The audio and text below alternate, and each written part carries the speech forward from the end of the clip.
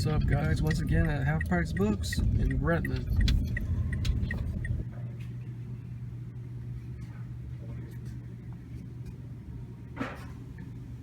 Hey guys, welcome back to my channel. It's that time for another exciting Half Price Books comic haul video. This will be episode number 46. The weather has been great, as you guys can tell by my videos. It's very sunny, and surprisingly, before July 4th, the weather has reached over 85 degrees. That is amazing. But the one thing about the warmer weather is I have to be careful where I take Akira. Can't let her sit out in the car because it'll be too warm for her. So this is a nice little haul. Of course, it's not all these box comics. I still have to clear these. These are for my Craigslist comic book haul.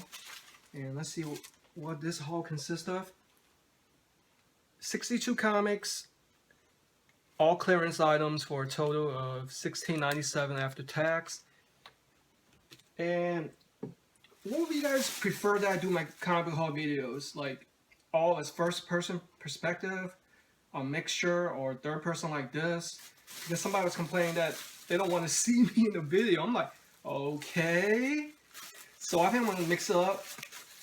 Let me show you what all these are, and then I'll do it first person view, like I used to do it.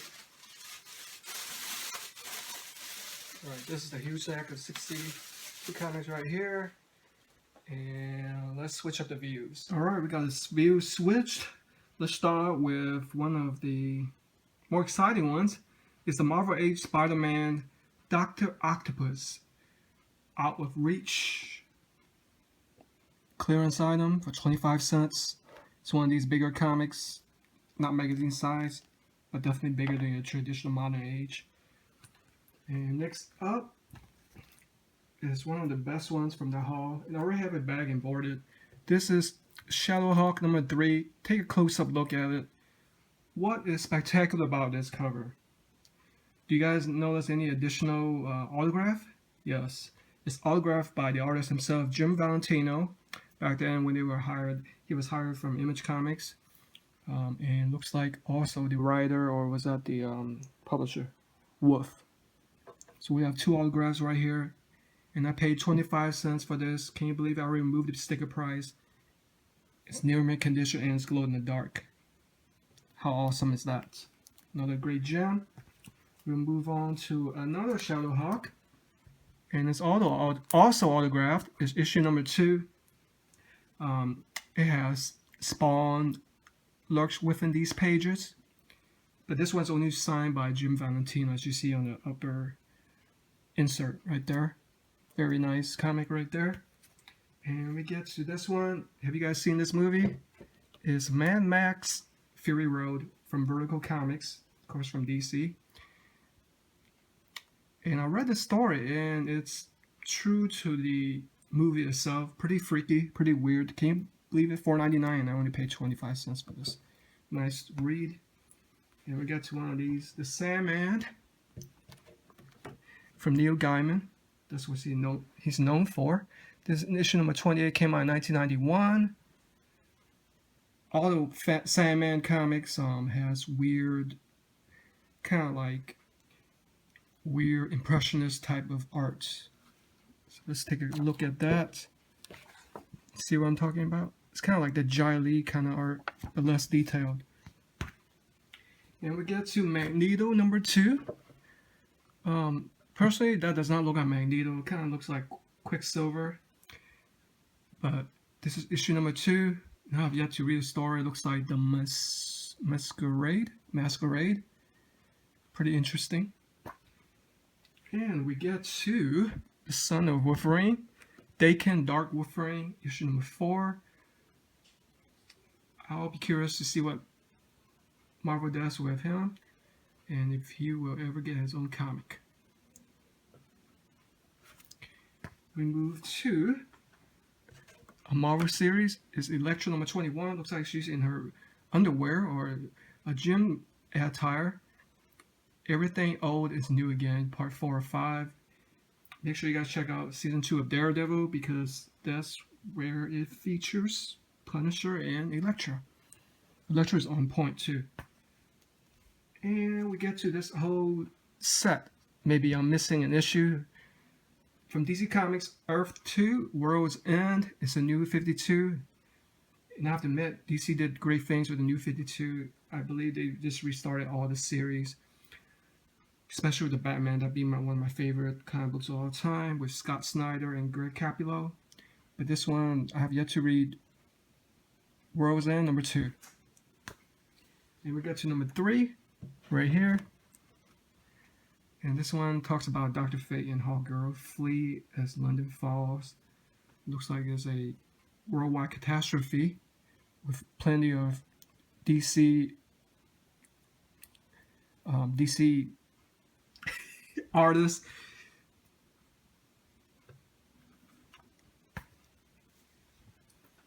Get to number 4, Haunts Atlantis. Death Haunts Atlantis. Looks pretty interesting right there. And what's up with her pregnant stomach? Pretty freaky. And we got to issue number 5. Now I like this cover right here. Looks like Green Lantern is at his end. This one I'll definitely be checking out. Now this one, I like the art right here. Who drew this? World's End number 6. That kind of reminds me kind of like a Todd McFarlane type of art. Even the Flash can't outrace Famine. That looks like a very skinny and teenager version of Flash. I'm not digging his uniform at all. Looks like an astronaut. So we get to issue number 7. Great art again. It looks like zombies are fighting all kinds of zombies. Superman are fighting Justice League, I guess. Get to number 8. I don't know who the character is on the front. She looks super powerful. We'll see how that one goes once I read it. And number 9. Is that no, that's not Dr. Fate. But I do dig his uniform though. Pretty nicely designed. Once again, great artwork. And issue number 10. I assume issue number 10 is the last one, so I'm missing issue number 1. That's Darkseid. Whenever you have Darkseid, you know something is about to go down. Kind of reminds me of Doomsday, or in Marvel's version, Thanos. Get to Elektra number 20. Looks like she's being attacked by a ninja while she sleeps. Everything O is new again, part 3 of 5. Number 20. Marvel's Eye on the Camera. You got the Thing. I believe the series talks about a reporter trying to record everything that happens with the superhero fights. That's 1 of 6. And we got the 2 of 6. It's kind of a boring read, I have to admit. And we get to 3 of 6. Right here, you got Punisher on the cover, representing New York. Hell's Kitchen. 4 of 6. You got Iron Man, Thor, and Vision. Yeah, I need to find something better in the back to hold up these comics while I talk about them.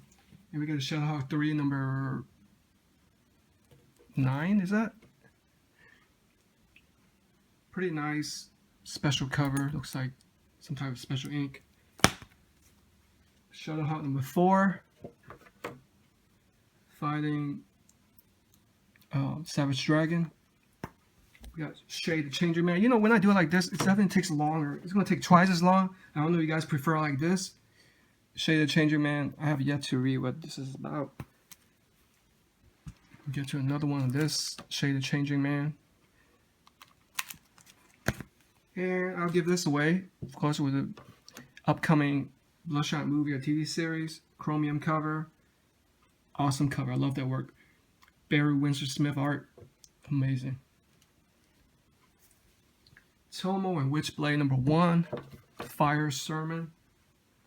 I don't know who Tomo is, but I sure know who Witchblade. You know, get to some of these nice Marvel comics. Magneto number 16. That power kind of reminds me of Havoc. Maybe it's just the way they drew it.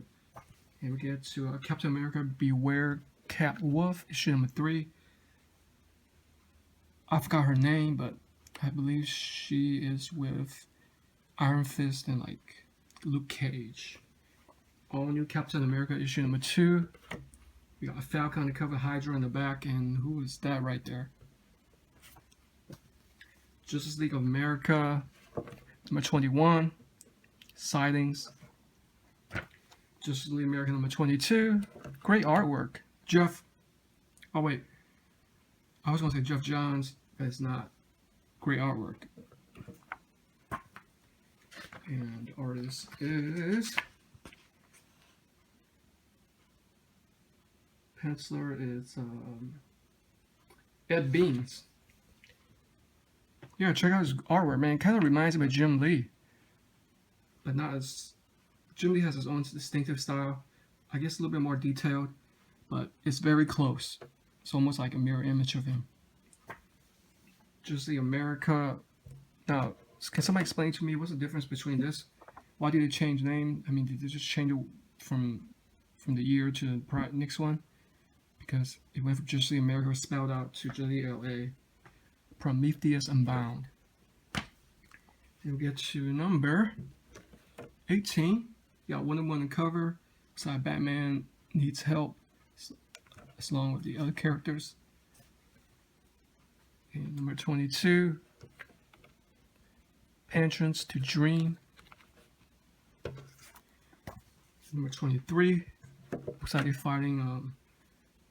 I forgot who this villain is called, but it's like a huge starfish. Super powerful. And it looks like my rice is ready. It's time to partake in my crab. Number 24.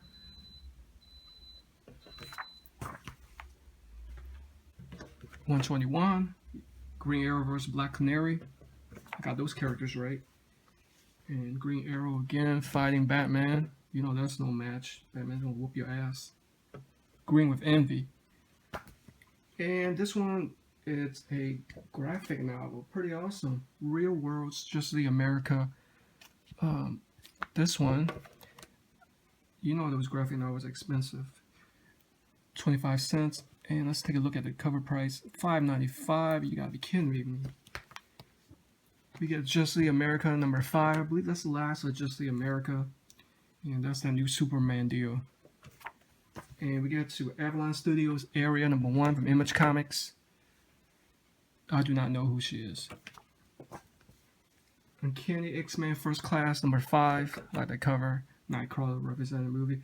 Oh, let me do a quick review of that movie. It's not as good as Days of Future Past. The special effects is not as good.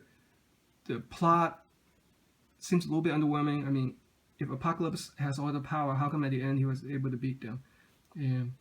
But it's not better than what Rotten Tomatoes says. It's definitely not 47%. Personally, I'll probably give it like a 75%.